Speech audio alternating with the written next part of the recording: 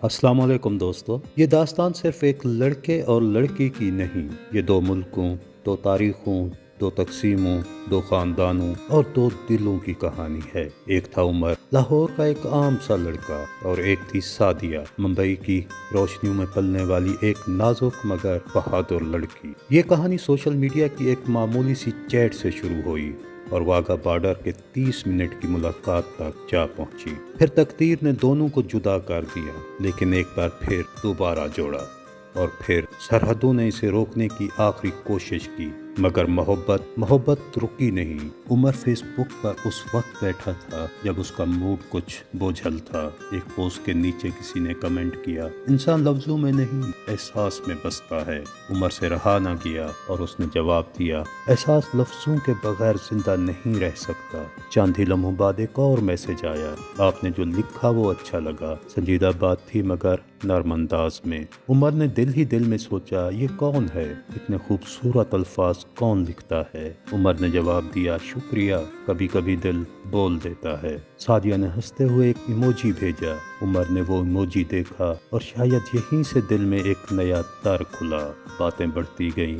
उमर ने उसे महसूस किया, सादिया भी महसूस करने लगी। दिनों ने हफ्तों का रूप लिया और हफ्तों ने महीनों का, और फिर वो दिन आया जब सादिया ने पहली बार कहा, उमर कभी कभी लगता है तुम सच में कोई अपने हो। उमर का हाथ कँपाने लगा। ये वो बात थी जो मोहब्बत के दरवाजे खोलती है। सादिया की आवाज़, उसके मैसेजेस, उसके इमोजीज, उसके भेजे हुए वीडियोस, हर चीज़ उमर के दिन का हिस्सा बन गई। वो मुंबई के साहिल की तस्वीरें भेजती और उमर लाहौर की बारिश दिखाता। वो कहती, तुम्हारे शहर की खुशबू बरसात में अजीब सी दिल को छूती है, और उमर कहता, तुम्हारी आवाज़ समंदर की लहरों जैसी लगती है, कभी शोर कभी सुकून। दोनों ने ऐसा रिश्ता बनाया जो लफ्ज़ों से शुरू हुआ और दिलों तक जा पहुंचा। फिर वो रात, जिस रात पहली बार दोनों खामोश हो गए थे मगर दिल बोल रहे थे। सादिया ने कहा, उमर क्या ये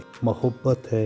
और उमर ने आहिस्ता से लिखा, हाँ सादिया, ये मोहब्बत है। फिर उसने जवाब नहीं दिया, सिर्फ एक वॉइस नोट्स आया, उमर मैं रोती नहीं हूँ मगर अभी आंखें गीली हैं, पता नहीं क्यों। उमर ने वो वॉइस नोट बार बार सुना और हर बार उसका दिल उसकी आवाज़ की लर्जिश में कुछ खो देता। सब कुछ खूबसूरत था मगर मोहब्बत के पीछे हमेशा एक साया होता है, और इनका साया था सरहद। वो भारत से थी और ये पाकिस्तान से। उमर जाता तो वीज़ा ना मिलता, और वो आती तो उसे पाकिस्तान का डराया जाता। दोनों ने कई बार प्लान बनाए, हर बार नाकाम हुए। एक दिन सादिया ने थकी हुई आवाज़ में कहा, उमर क्या हमारी मोहब्बत भी इन्हीं लोगों की तरह तकसीम हो जाएगी जो इस सरहद की वजह से बिछड़ गए थे? उमर ने उसे तसल्ली दी मगर अंदर से खुद भी टूट रहा था। आखिर एक दिन दोनों ने फैसला किया कि वाघा बॉर्डर पर मिलते हैं, चाहे चंद मिनट ही क्यों ना मिले। और यही फैसला दोनों की जिंदगी बदलने वाला था। 17 मार्च का दिन उमर की जिंदगी का सबसे खूबसूरत और सबसे दर्दनाक दिन। उमर सुबह सवेरे फजर से पहले वाघा पहुंच गया था। उमर के हाथ पसीने में भीगे हुए और दिल बेकाबू था। लोगों के शोर में भी उमर उसके कदमों की चाप सुनने की कोशिश कर रहा था। फिर वो लम्हा आया जब सामने सादिया खड़ी थी, हल्की सी दुपट्टा ओढ़े, आंखों में नमी मगर चेहरे पर वही मध्यम सी मुस्कुराहट। उसको पहली बार देखा था मगर ऐसा लगा जैसे सदियों से जानता हो। वो भी उमर को देख कर रुक गई। उसकी आंखों में हैरत, खुशी और दुख सब कुछ था। दोनों बीच में रुक गए, पहाड़ के पास आए। बस चंद कदम का फासला था मगर इस फासले ने पूरी दुनिया बना दी थी। दोनों ने हाथ बढ़ाए, लोहे की सलाखों के बीच उंगलियां छुईं और दोनों रो पड़े। सादिया ने भरी हुई आवाज में कहा, उमर ये तुम हो ना? फिर उमर ने कहा, वही आवाज, वही एहसास, अब हकीकत मेरे सामने खड़ी है। दोनों की बातें कम थीं, आंखों का मुकालमा ज्यादा था। 30 मिनट की मुलाकात पलक झपकते ही खत्म हो गई। फिर एक फौजी आया और बोला, टाइम खत्म, वापस जाएं। सादिया सहम गई। उमर ने हाथ मजबूत किया। सादिया ने कहा, उमर प्लीज़ मेरा हाथ ना छोड़ो। उमर ने कहा, सादिया मैं यही हूँ, मैं यही हूँ, तुम्हारा, हमेशा तुम्हारे पास। मगर वक्त सालिम होता है, ہاتھ چھوٹ گئے۔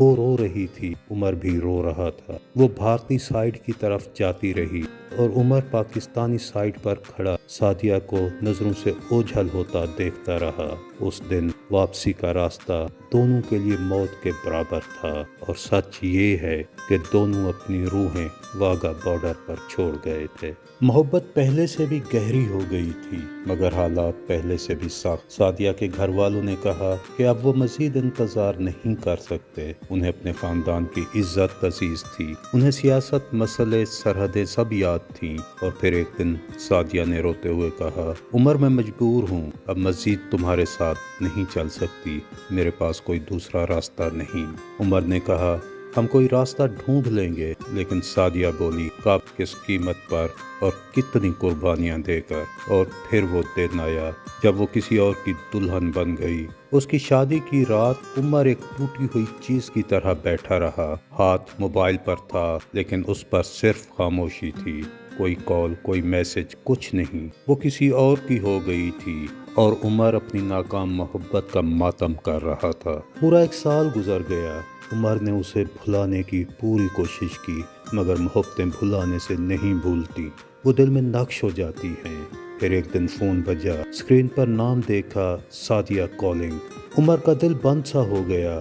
عمر نے کال اٹھائی، دوسری طرف وہی آواز، مگر بجھی ہوئی، ٹوٹی ہوئی، اداس۔ عمر خاموش رہا۔ سعدیہ نے کہا، عمر میرا بیٹا ہوا ہے اور میری طلاق ہو گئی ہے۔ عمر نے آنکھیں بند کر لی۔ عمر کے اندر کچھ پھٹ سا گیا۔ سعدیہ بولی، اب میں اکیلی ہوں عمر، بالکل اکیلی۔ عمر نے دھیرے سے کہا، سعدیہ میں ہوں نا، میں آج بھی وہی ہوں، وہی عمر جو واگا پر تمہارا ہاتھ چھوڑ نہیں پایا تھا۔ وہ دھاڑیں مار کر رو پڑی اور بولی، عمر کیا تم مجھے آج بھی اپنی زندگی میں جگہ دے سکتے ہو؟ میرا بچہ ہے اور میں ٹوٹی ہوئی ہوں۔ عمر نے کہا، سعدیہ محبت بچوں سے نہیں بدلتی، دل سے بدلتی ہے، اور میرا دل ابھی بھی تمہارا ہے۔ لیکن مسئلہ وہی تھا، وہ بھارت میں اور عمر پاکستان میں۔ ویزے، پاسپورٹ، سیاست، سب دیواریں۔ عمر نے کئی بار ویزا اپلائی کیا، ہر بار ریجیکٹ ہوا۔ اس نے کئی ایجنٹ سے بات کی، ہر بار مایوسی ملی۔ سعدیہ بھی ٹوٹ چکی تھی، بچے کی ذمہ داری، گھر والوں کے تانے، تنہائی۔ وہ کہتی، عمر میں بس چاہتی ہوں تم ایک بار مجھے گلے لگاؤ، میرے بچے کو پیار سے تھامو اور کہو کہ سب ٹھیک ہو جائے گا۔ اور عمر اس آواز کے لیے کچھ بھی کر سکتا تھا۔ آخرکار عمر نے فیصلہ کیا، چاہے جیل جانا پڑے، چاہے وہاں جا کر مر جائے، چاہے کچھ بھی ہو جائے، لیکن وہ سعدیہ تک ضرور پہنچے گا۔ اور ایک دن حدوں کے کڑے راستوں سے گزرتا ہوا عمر بھارت پہنچ ہی گیا۔ اب عمر ممبئی پہنچ چکا تھا، مگر اس کا دل صرف ایک خاموش آواز ڈھونڈ رہا تھا۔ اس نے سعدیہ کو میسج کیا، سعدیہ میں ممبئی پہنچ چکا ہوں۔ سعدیہ نے فوراً رپلائی دیا اور ہندوستان گیٹ کی لوکیشن بھیجی، اور خود بھاگتی ہوئی گیٹ کی طرف روانہ ہو گئی۔ عمر بھی ٹیکسی پر سوار ہوا اور گیٹ کی طرف روانہ ہو گیا۔ عمر جیسے ٹیکسی سے اترا، سامنے دیکھا تو دیکھتا ہی رہ گیا۔ سامنے سعدیہ کھڑی تھی، معصوم بچہ اس کی گود میں تھا، آنکھوں میں آنسو، تھکا ہوا چہرہ، مگر آنکھیں کسی کی تلاش میں تھیں، اور آج اس کی تلاش پوری ہو چکی تھی۔ عمر اس کے قریب گیا، اس کا ماتھا چوما اور سعدیہ کو گلے سے لگا لیا، ایسے جیسے صدیوں بعد کوئی اپنا ملا ہو۔ سعدیہ بھرائی ہوئی آواز میں بولی، عمر تم آ گئے۔ وہ بار بار یہی کہتی رہی۔ عمر نے اس کے آنسو پوچھے اور کہا، سعدیہ میں نے وعدہ کیا تھا، اور عمر کبھی اپنا وعدہ نہیں توڑتا۔ معصوم بچہ عمر کو دیکھ کر مسکرایا۔ عمر نے اسے اٹھایا، وہ معصوم سی ہنسی، وہ چھوٹے چھوٹے ہاتھ، جیسے وہ بھی جانتا ہو کہ یہ انسان اس کی ماں کا سہارا ہے۔ وہ دونوں ممبئی کے ایک چھوٹے سے فلیٹ میں رہنے لگے۔ عمر نے چھوٹا سا کام شروع کیا، سعدیہ گھر، بچہ اور عمر کی تھکی ہوئی زندگی سنبھالتی رہی۔ لوگ سوال کرتے، باتیں بناتے، مگر محبت اپنی جگہ مضبوط کھڑی تھی۔ ایک دن عمر نے کہا، سعدیہ نکاح کر لیتے ہیں۔ وہ چونک گئی اور بولی، عمر تمہیں میرا بچہ برا تو نہیں لگے گا؟